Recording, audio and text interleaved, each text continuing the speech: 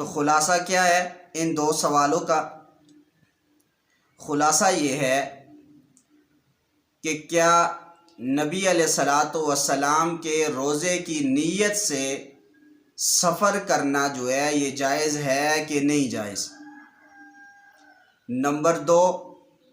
آپ کے اور آپ کے اکابر کے نزدیک افضل بات کون سی ہے کہ صرف نبی علیہ الصلاۃ والسلام کے روزے کی زیارت کی نیت کی جائے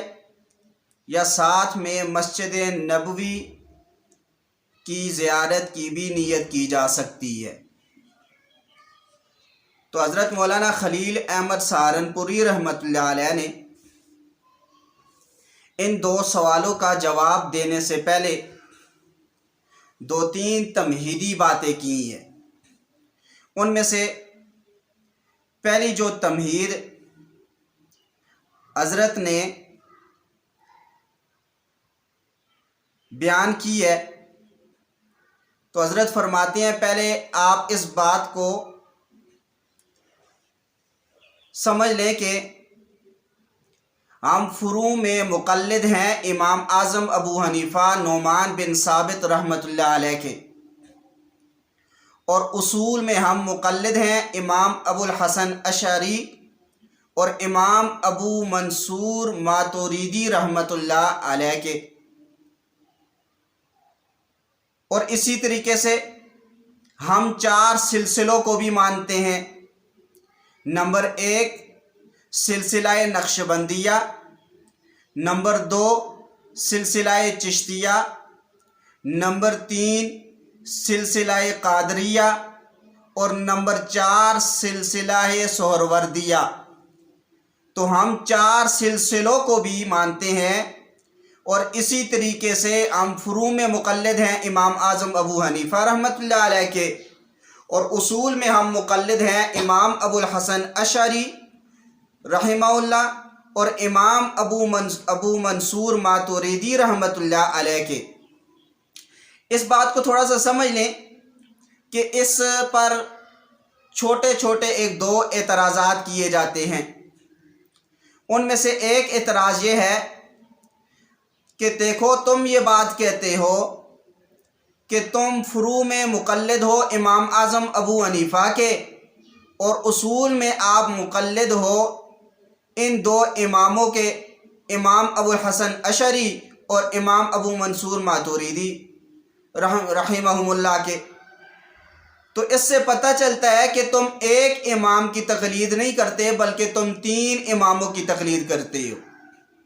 ایک اعتراض۔ دوسرا اس پر ایک اعتراض یہ بھی کیا جاتا ہے کہ دیکھو کہ تم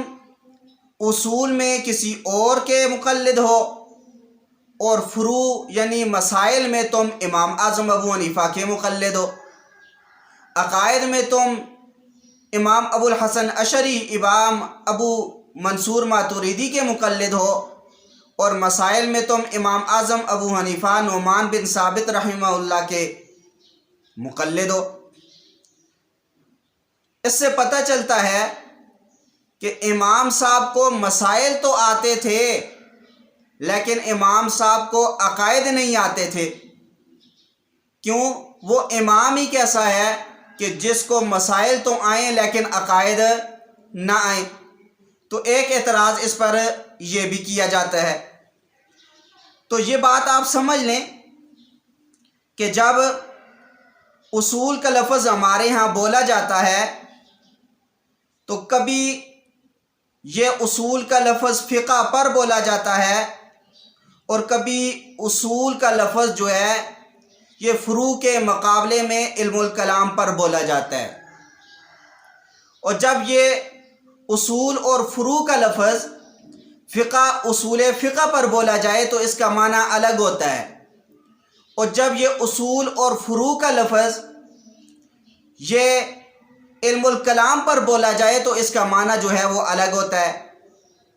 اور یہ آپ اس کو یوں سمجھ لیں کہ جیسے فقہ اور اصول فقہ پر جب اصول کا لفظ بولا جاتا ہے تو اصول سے مراد جو ہے وہ کلیات مراد ہوتی ہیں، وہ قانون اور قواعد مراد ہوتے ہیں، اور جب فروع کا لفظ اصول یا اصول فقہ پر بولا جاتا ہے، فقہ اصول فقہ پر بولا جاتا ہے فروع کا لفظ، تو اس وقت اس سے مراد وہ جزیات ہوتی ہیں جو ان قواعد سے نکلتی ہیں، وہ مسائل مراد ہوتے ہیں جو ان قواعد کے ذریعے سے نکالے جاتے ہیں۔ تو اس وجہ سے آپ دیکھیں، اصول سے مراد فقہ اور اصول فقہ کے اندر قواعد اور قانون مراد ہیں، اور فروع سے مراد وہ مسائل ہیں جو ان قانون سے نکالے جاتے ہیں، مستنبط کیے جاتے ہیں، یہ مراد ہیں۔ اور جب یہی اصول کا لفظ علم العقائد کے اندر، علم الکلام کے اندر بولا جاتا ہے، تو اس صورت میں اصول سے مراد جو ہے وہ عقائد ہوتے ہیں، اور فروع سے مراد جو ہے وہ مسائل یعنی اعمال ہوتے ہیں۔ تو یہ بات کہ ہم فروع میں مقلد ہیں امام اعظم ابو حنیفہ کے، اور اصول میں ہم مقلد ہیں امام ابو منصور ماتوریدی اور امام ابو الحسن اشعری رحمہم اللہ کے، تو اس بات کو یہ سمجھ لیں اس کا معنی اور مطلب کیا ہے۔ اس کا مطلب یہ ہے کہ جب مسائل فقہ یہ مدون نہیں ہوئے تھے تو اس وقت عموماً جو ہے یہ فرد واحد کی تقلید کم کی جاتی تھی، اور جب یہ اصول مستنبط ہو گئے ہیں، جب یہ فقہ جو ہے یہ مدون ہو گئی تھی، تو اب فرد واحد کی تقلید جو ہے وہ شروع ہو گئی۔ تو جب مسائل جو ہے یہ مدون ہو گئے تو شوافع کے بھی مدون ہو گئے، مالکیہ کے بھی مدون ہو گئے، حنابلہ کے بھی مدون ہو گئے، حنفیہ کے بھی مقلد ہو گئے، مدون ہو گئے۔ تو اب ہم تقلید کرتے ہیں فروع میں امام اعظم ابو حنیفہ کی۔ اس کا معنی اور مطلب یہ ہے کہ ہم امام اعظم ابو حنیفہ رحمۃ اللہ علیہ کی فروع میں تقلید کرتے ہیں ان تین اماموں کے مقابلے میں، یعنی امام شافعی، امام مالک، امام احمد بن حنبل رحمہم اللہ، ان تین کے مقابلے میں ہم جو تقلید کرتے ہیں وہ امام اعظم ابو حنیفہ نعمان بن ثابت رحمۃ اللہ علیہ کی کرتے ہیں۔ اس کا یہ معنی ہے۔ دوسرا کہ ہم یہ جو بات کہتے ہیں کہ ہم اصول میں مقلد ہیں امام ابو الحسن اشعری، امام ابو منصور ماتوریدی کے، تو اس کا معنی یہ ہے، اس کا یہ مطلب ہرگز نہیں کہ امام صاحب کو عقائد نہیں آتے تھے، بلکہ امام صاحب کو عقائد آتے تھے، اور یہی وجہ ہے کہ امام صاحب کی کتاب الفقہ الاکبر یہ عقائد پر ہی ہے۔ تو اس وجہ سے یہ کہنا کہ امام صاحب کو عقائد نہیں آتے تھے یہ بالکل غلط بات ہے۔ تو اس وجہ سے امام صاحب کو عقائد آتے تھے۔ ہم اصول میں جو امام ابو الحسن اشعری، امام ابو منصور ماتوریدی رحمہم اللہ کی تقلید کرتے ہیں، تو اس کا معنی یہ ہے کہ لازمی بات ہے جب معتزلہ کا وجود ہوا، معتزلہ جو ہے یہ پیدا ہوئے، تو اب لازمی بات ہے کہ ان کا ایک بڑا تھا عطاء بن واصل، جو حسن بصری رحمۃ اللہ علیہ نے اس کو اپنی مجلس سے نکالا تھا۔ اب لازمی بات ہے اس وقت تو امام صاحب تھے نہیں، امام صاحب تو یوں سمجھ لے کہ 80 ہجری کے اندر ان کی پیدائش ہے اور 150 ہجری کے اندر وہ فوت ہو رہے ہیں، تو اس وجہ سے امام صاحب تو اس وقت تھے نہیں، امام صاحب تو 1.5-2 صدی پہلے جو ہے وہ فوت ہو چکے تھے۔ تو اب لازمی بات ہے اب ہم ان کے مقلد ہیں، تو اس کا معنی یہ ہے کہ معتزلہ جو اپنے عقائد بیان کرتے ہیں، ان کی تعبیرات اختیار کرتے ہیں، تو ہم معتزلہ کے عقائد اور ان کی تعبیرات کو نہیں لیتے، بلکہ معتزلہ کے اس وقت میں امام ابو الحسن اشعری، امام ابو منصور ماتوریدی تھے، تو اس وجہ سے ہم ان کی تعبیرات اور ان کے عقائد کو لیتے ہیں۔ یہ معنی ہے کہ ہم جو ہے اصول میں امام ابو الحسن اشعری اور امام ابو منصور ماتوریدی کے مقلد ہیں۔ تو اس وجہ سے یہ تو آپ سمجھ لیں یہ ایک مشہور سی بات ہے. جیسے دور حاضر کے اندر ہم سے کوئی پوچھتا ہے بتاؤ تم علماء دیوبند کی پیروی کیوں کرتے ہو, تم کس کی پیروی کرتے ہو؟ ہم کہتے ہیں علماء دیوبند کی. تو اب وہ کہتے ہیں اچھا تم علماء دیوبند کی پیروی کیوں کرتے ہو, تم امام اعظم ابو حنیفہ رحمۃ اللہ علیہ کی کیوں نہیں کرتے؟ تو آسان سا جواب ہے کہ ہم یہ جو بات کہتے ہیں کہ ہم علماء دیوبند کی پیروی کرتے ہیں, اس کا معنی یہ ہے کہ علماء دیوبند اور علماء بریلوی ان دونوں کے مقابلے میں جب دیکھا جائے تو ہم علماء دیوبند کی پیروی کرتے ہیں, اس وجہ سے کہ یہ فقہ حنفی کو صحیح طریقے سے بیان بھی کرتے ہیں اور یہ عقائد کی صحیح تشریح بھی کرتے ہیں. تو اس وجہ سے اس کا یہ معنی ہے. اس کے بعد حضرت نے ایک تمہید تو یہ باندھی. اسی طریقے سے حضرت مولانا خلیل احمد سہارنپوری رحمۃ اللہ علیہ نے جب یہ ایک تمہید باندھی اور ایک تمہید باندھنے کے بعد دوسری حضرت یہ تمہید باندھتے ہیں, فرماتے ہیں دیکھیں ہمیں جو بھی مسئلہ پیش آتا ہے ہم یا تو کتاب اللہ سے لیتے ہیں یا سنت رسول اللہ سے لیتے ہیں یا اجماع امت سے لیتے ہیں یا کسی امام کے قول سے لیتے ہیں, اپنی رائے سے نہیں لیتے. تو فرمایا ہم 4 چیزوں سے گویا کہ کسی بھی قول کو لیتے ہیں, کسی بھی مسئلے کو ہم لیتے ہیں. تو فرمایا کہ ایک بات تو یہ ہے, اسی طریقے سے اگر ہمارے مسئلے کے خلاف کوئی دلیل پیش کر دے تو ہم اس مسئلے سے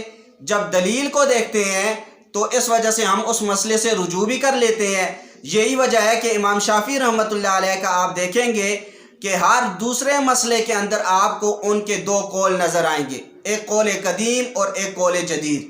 تو اس وجہ سے ہم اس میں جھجکتے نہیں, ہم رکتے نہیں کہ نہیں لوگ کیا کہیں گے. ہمارے خلاف اگر ہمیں کوئی دلیل نظر آ جائے تو ہم اپنے مسئلے سے رجوع بھی کر لیتے ہیں. تیسری حضرت نے تمہید یہ باندھی کہ فرمایا دیکھیں ہندوستان کے اندر وہابی اس شخص کو پہلے کہا جاتا تھا کہ جو تقلید کو چھوڑ بیٹھے, جو تقلید کا منکر ہو, اسے وہابی کہا جاتا تھا. پھر اس کے بعد اس وہابی کے لفظ کے اندر وسعت ہوئی, یہاں تک کہ وہابی جو ہے اس شخص پر اس لفظ کو بولا جاتا تھا جو نبی علیہ الصلوۃ والسلام کی سنت پر عمل کرے اور اسی طریقے سے رسم و رواج اور بدعات کی تردید کرے, سود کی حرمت پر وہ دلائل دے, سود کی حرمت کو بھی وہ ظاہر کرے. یہاں تک کہ اگر ہندی شخص کسی کو وہابی کہتا ہے تو اس کا مطلب یہ ہوتا ہے کہ یہ مطلب نہیں ہوتا کہ اس کے عقائد خراب ہے, بلکہ اس کا مطلب یہ ہوتا ہے اور اس شخص کا مقصود یہ ہوتا ہے یہ پکا سنی حنفی ہے, سنت پر عمل کرتا ہے اور بدعت سے بچتا ہے, اللہ تعالیٰ کی معصیت سے اپنے آپ کو بچاتا ہے, یہاں تک کہ بدعات اور رسومات کو برا سمجھتا ہے اور ان کے خلاف بولتا ہے. اور اسی طریقے سے جو مولوی اولیاء کی قبروں کو سجدہ اور طواف کرنے سے منع کرے تو اس کو وہابی کہا جاتا ہے. یہ جو بات کہی ہے یہ اس وجہ سے کہ جو ہمارے مد مقابل تھا, یوں سمجھ لیں انہوں نے دھوکہ دینے کی کوشش کی تھی کہ یہ ان کے عقائد وہابیہ کے عقائد کی طرح ہے اور وہابی جو ہے یہ ایک بری چیز ہے. تو یہاں تک کہ پھر آگے جو ہے حضرت نے یہ ساری تمہید باندھی اور اس کا خلاصہ آپ یہ سمجھ لیں کہ پھر آگے فرمایا کہ ایک شیطانی لشکر کو ان پر کیا آیا, غصہ آیا اور انہوں نے ہمارے کلام کے اندر تحریف کر دی, تحریف کر کے ہم پر بہتان باندھے ہیں. اور پھر آگے فرمایا کہ دیکھیں یہ بہتان باندھنا اور اسی طریقے سے دشمنی کرنا جو ہے یہ صرف ہمارے ساتھ ہی خاص تو نہیں ہے بلکہ یہ تو انبیاء علیہم السلام کے ساتھ بھی ایسے کیا گیا جیسا کہ قرآن کریم کے اندر بیان کیا گیا. وَكَذَلِكَ جَعَلْنَا لِكُلِّ نَبِيٍّ عَدُوًّا شَيَاطِينَ الْإِنسِ وَالْجِنِّ يُوحِي بَعْضُهُمْ إِلَى بَعْضٍ زُخْرُفَ الْقَوْلِ غُرُورًا. اور اسی طرح ہم نے ہر نبی کے دشمن بنا دیے ہیں, جن اور انس میں سے ایک دوسرے کی طرف جھوٹی باتیں یہ ڈالتے ہیں اور دھوکہ دیتے ہیں. تو خیر جب یہ بات انہوں نے کی، اور پھر آگے حضرت نے فرمایا کہ دیکھیں اسی طریقے سے حدیث کے اندر بھی یہ بات آئی ہے، اللہ کے نبی صلی اللہ علیہ وسلم نے فرمایا نحن معاشر الانبیاء اشد الناس بلاء ثم الامثل فالامثل، کہ ہم انبیاء کی جماعت ایسی ہوتی ہیں سب سے زیادہ جو تکلیفیں آتی ہیں وہ انبیاء پہ آتی ہیں، پھر ان کے جو قریب تر ہوتے ہیں، اور پھر جو ان کے قریب تر ہوتے ہیں ان پر آتی ہیں۔ تو لازمی بات ہے جب انبیاء علیہم السلام کے خلاف یہ پروپیگنڈے کیے گئے، ان کے خلاف بہتان باندھے گئے، تو جو انبیاء کے وارث ہیں لازمی بات ہے ان کے خلاف بھی جو ہے یہ بہتان باندھے جائیں گے۔ تو اسی طریقے سے حضرت نے جب یہ بات کی اور آخر میں ایک بات کہی کہ آپ ہمارے بارے میں حسن ظن رکھیں، اور اگر آپ کی طرف کوئی ایسا مسئلہ آتا ہے تو آپ ایسا کریں کہ آپ اس خلجان اگر آپ کے دل میں پیدا ہو گیا ہے تو آپ وہ مسئلہ ہماری طرف بھیجیں، ہم حقیقت حال سے آپ کو واقف کرا دیں گے۔ اب حضرت نے یہ 3 تمہیدیں جو ہیں یہ باندھی ہیں، اور 3 تمہیدیں باندھنے کے بعد پھر حضرت نے وہ جو 2 سوال کیے تھے کہ ان 2 سوالوں کے جواب دیے ہیں۔ اب وہ 2 سوال کیا ہیں یہ بات ذہن میں رکھیں کہ اصل میں اگر عربی عبارت ساتھ میں پڑھیں گے تو پھر لازمی بات ہے وقت کم ہے تو سبق پورا نہیں ہوتا، تو اس وجہ سے صرف خلاصہ آپ کے سامنے رکھا جاتا ہے کہ یہ جو عبارت ہے عندنا وعند مشائخنا زیارت قبر سید المرسلین روحی فداہ من اعظم القربات واہم المصوبات وانجح لنیل الدرجات بل قریبۃ من الواجبات وان کان حصول بشد الرحال وبذل المہج والاموال وینوی وقت الارتحال زیارت علیہ الف تحیت وسلام وینوی مع زیارت مسجدہ صلی اللہ علیہ وسلم وغیرہ من البقاء مشاہدات الشریفتی بل الاولا۔ تو حضرت نے اس عبارت کے اندر جو ہے وہ یوں سمجھ لے جواب دیا ہے۔ حضرت نے کیا جواب دیا؟ پہلا جو سوال تھا کہ آپ کے نزدیک نبی علیہ السلام کی قبر کی نیت سے سفر کرنا جائز ہے کہ نہیں؟ تو حضرت نے اس کا جواب یہ دیا، فرمایا دیکھیں کہ ہمارے نزدیک نبی علیہ السلام کی قبر کی نیت سے سفر کرنا جائز ہی نہیں بلکہ واجب کے قریب ہے، واجب کے قریب ہے۔ اور ساتھ میں دوسرا جو سوال تھا تو اس کا بھی ساتھ میں بیان کر دیا کہ انسان کو چاہیے کہ پہلے تو وہ نبی علیہ السلام کی قبر کی زیارت کی نیت سے جائے، جب مدینہ پہنچے تو مسجد نبوی کی زیارت بھی ہو جائے گی، اور اسی طریقے سے دیگر مقامات مقدسہ کی زیارت کی نیت بھی کر لے۔ تو حضرت نے گویا کہ دونوں سوالوں کے جواب دے دیے۔ تو اس وجہ سے یعنی نبی علیہ السلام کی قبر کی زیارت کی نیت سے بھی پہلے تو اصل یہی ہے کہ اسی نیت سے جایا جائے، جب وہاں پہ پہنچ جائے لازمی بات ہے نیت مسجد نبوی کی بھی کر لے، اور اسی طریقے سے جو دیگر مقامات مقدسہ ہیں ان کی نیت بھی کر لے۔ اور اس پر حضرت نے ایک جو ہے وہ دلیل بھی پیش کی، فرمایا کہ نبی علیہ السلام کی حدیث بھی ہے، اور اسی طریقے سے علامہ ابن حمام یہ صاحب فتح القدیر کے مصنف ہے، تو انہوں نے بھی ذکر کیا ہے کہ صرف نبی علیہ السلام کی قبر کی زیارت کی نیت سے انسان جائے، پھر جب وہاں پر پہنچ جائے تو مسجد نبوی کی بھی زیارت کر لے، اور دیگر مقامات مقدسہ ہیں ان کی بھی جو ہے وہ نیت کر لے۔ تو فرمایا کہ ایک حدیث بھی اس پہ دلیل کے طور پہ پیش کی کہ اللہ کے نبی صلی اللہ علیہ وسلم نے فرمایا من جاءنی زائرا لا تحملہ حاجت الا زیارتی کان حقا علی ان اکون شفیعا لہ یوم القیامہ، جو شخص میری قبر کی زیارت کے لیے سفر کرے گا تو اور اس کا کوئی جو ہے وہ کام نہیں ہوگا تو کل قیامت والے دن مجھ پر یہ لازم ہے کہ میں اس کی سفارش کروں۔ اب لازمی بات ہے اس پر ایک دلیل بھی حدیث کے طور پہ پیش کر دی، اور اسی طریقے سے فرمایا کہ ملا جامی رحمہ اللہ نے جب حج کا سفر جو ہے مستقل طور پر کیا تو ساتھ میں نبی علیہ السلام کی قبر کی نیت کا سفر بھی مستقل طور پر جو ہے ساتھ میں فرمایا ہے۔ اس لیے ہمارے نزدیک حضرت فرماتے ہیں مسئلہ اصل یہی ہے کہ صرف نبی علیہ السلام کی قبر کی نیت سے سفر کرے، ساتھ میں جب وہاں پر پہنچ جائے تو مسجد نبوی کی نیت بھی ساتھ میں کر لے، لیکن بہتر یہ ہے کہ صرف نبی علیہ السلام کی قبر کی نیت سے انسان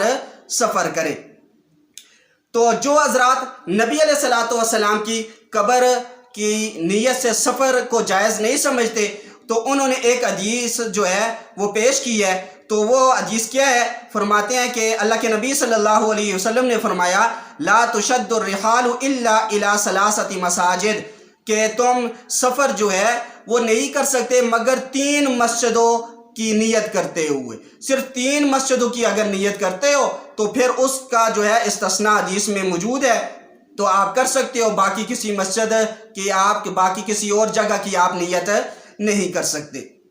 حضرت فرماتے ہیں، حضرت مولانا خلیل احمد سہارنپوری رحمۃ اللہ علیہ، اگر اسی حدیث کے اندر غور کیا جائے تو اسی حدیث سے جو ہے وہ جواز معلوم ہوتا ہے. دلالت النص سے یہ بات پتہ چلتی ہے کہ روضہ رسول کی نیت سے سفر کرنا بھی جائز ہے. اب وہ کیسے؟ فرماتے ہیں دیکھو وجہ فضیلت کیا ہے کہ ان 3 مسجدوں سے مراد کون سی مساجد ہے؟ 3 مسجدوں سے مراد نمبر 1 مسجد حرام ہے، نمبر 2 مسجد اقصی ہے، نمبر 3 مسجد نبوی ہے. فرماتے ہیں کہ ان کو استثناء کیوں دیا گیا، ان کی فضیلت کیوں بیان کی گئی؟ تو ان کی افضلیت باقی تمام جگہوں پر ہے. تو اس وجہ سے وہ کیوں ہے؟ فرمایا اس وجہ سے کہ مسجد حرام کے اندر اگر کوئی شخص 1 نماز پڑھتا ہے تو 1,00,000 نمازوں کا ثواب ملتا ہے. اور اسی طریقے سے اگر کوئی شخص مسجد اقصی کے اندر 1 نماز پڑھتا ہے تو 1,000 نمازوں کا ثواب ملتا ہے. اور اسی طریقے سے ایک روایت کے مطابق 500 نمازوں کا ثواب ملتا ہے. اور اسی طریقے سے مسجد نبوی کے اندر اگر کوئی شخص 1 نماز پڑھتا ہے تو 50,000 نمازوں کا ثواب ملتا ہے، یا پھر 1,000 نمازوں کا ثواب ملتا ہے ایک روایت کے مطابق. اب فرماتے ہیں دیکھیں کہ یہ جو ان کو استثناء دے دیا گیا تو یہ اس وجہ سے کہ ان کو باقی مقامات پر افضلیت حاصل ہے فضیلت کی وجہ سے. تو باقی اگر عام مساجد کو دیکھا جائے، عام مساجد کے اندر احادیث کے اندر آتا ہے اگر کوئی شخص 1 نماز مسجد میں جماعت کے ساتھ پڑھے اللہ اسے 25 نمازوں کا ثواب دیتا ہے، اور ایک روایت کے مطابق جو ہے 27 نمازوں کا ثواب دیتا ہے. تو فرماتے ہیں ان 3 کی جو اجازت دی ہے یہ اس وجہ سے کہ ان کو باقی مساجد پر افضلیت حاصل ہے. تو اللہ کے نبی صلی اللہ علیہ وسلم کے روزے کو اور وہ مٹی جو اللہ کے نبی صلی اللہ علیہ وسلم کے جسم مبارک کے ساتھ مس کی ہوئی ہے، تو فرمایا کہ اس کو دیکھا جائے اس کو تو تمام کی تمام چیزوں پر افضلیت حاصل ہے، حتیٰ کہ وہ مٹی جو اللہ کے نبی صلی اللہ علیہ وسلم کے جسم کے ساتھ لگی ہوئی ہے وہ کعبہ سے بھی افضل، کعبہ سے بھی اعلیٰ ہے، عرش سے بھی اعلیٰ ہے، اور اسی طریقے سے اللہ کی کرسی سے بھی اعلیٰ ہے. تو اس وجہ سے یہ جو 3 مساجد کو اس حدیث کے اندر استثناء دیا گیا ہے یہ افضلیت کی وجہ سے دیا گیا ہے. تو اللہ کے نبی صلی اللہ علیہ وسلم کے جسم مبارک کے ساتھ جو مٹی مس کی ہوئی ہے، تو اسی حدیث سے دلالت النص سے یہ بات ثابت ہوتی ہے کہ اس کو ان تینوں پر یہاں تک کہ عرش، کرسی اور اسی طریقے سے کعبہ، ان تینوں پر بھی افضلیت حاصل ہے. تو اس وجہ سے اس کے اندر مولانا خلیل احمد سہارنپوری رحمۃ اللہ علیہ نے گویا کہ دونوں جوابات دے دیے ہیں. تو خلاصہ کیا ہے کہ ایک پہلے سوال کا خلاصہ یہ ہے کہ اللہ کے نبی صلی اللہ علیہ وسلم کی قبر کی نیت سے اگر کوئی شخص جو ہے وہ سفر کرتا ہے تو یہ بالکل جائز ہے. تو نمبر 2 دوسرے سوال کا جواب یہ دیا ہے کہ دیکھیں بہتر تو یہی ہے کہ جب انسان سفر کرے تو اس سفر کے اندر جو ہے صرف اللہ کے نبی صلی اللہ علیہ وسلم کی قبر کی زیارت کی جو ہے وہ نیت ہو، لیکن جب وہاں پر پہنچ جائے تو لازمی بات ہے مسجد نبوی کی زیارت کی نیت بھی ہو جائے گی، اور دیگر جو مقامات مقدسہ ہیں ان کی نیت بھی ہو جائے گی.